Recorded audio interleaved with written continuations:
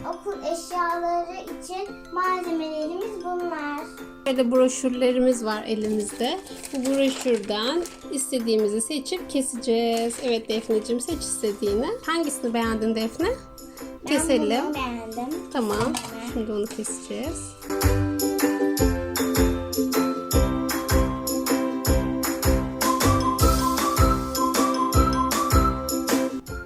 Evet, Defne böyle kesmiş. Fon kartonu. Evet, bu Evet, mavileri de pembe de kestim. evet kağıdından yapacağız artık.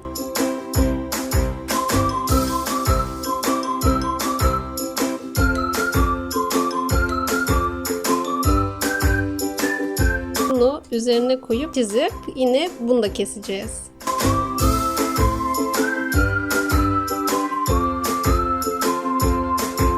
Montunu aldım.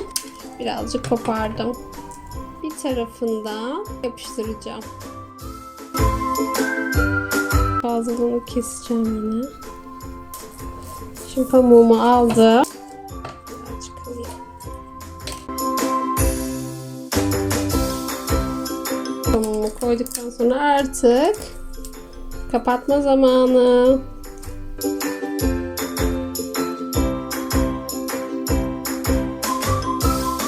Tamam, genel olarak şöyle. Şimdi üstü yıpranmasın diye şimdi ortasında bantlar yok. O yüzden sıkıntı olmasın, yıpranmasın diye şöyle tekrar bir bantla geçeceğim üzerinden. Fazlalığını kesiyorum. Evet, böyle suluklarımız hazır. Arkadaşlar görüntüsü şimdilik böyle ama yapınca çok daha güzel olacak. Tamam, sen o zaman suluk yaparken ben de çanta mı yapsam Defne, ne dersin? Bilmem. Şey mi yapsam? Resim defteri. Evet, resim defterleri de hazır. Arkadaşlar yaptıktan sonra böyle su kuşu gibi de oynayabilirsiniz.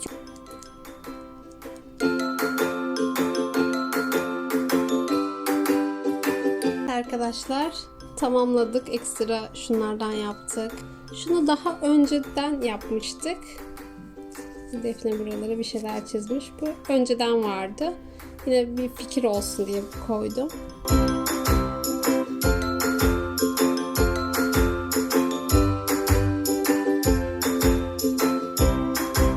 Daha önceleri de market broşürlerinden yine mutfak eşyaları yapmıştık. Tabii bu yapalı bayağı oldu, artık kanı çıkmış. Evet, fikir olsun diye paylaşıyorum yine size. Kanalımıza abone olup videomuzu beğenmeyi lütfen unutmayın. Kendinize iyi bakın. Hoşça kalın.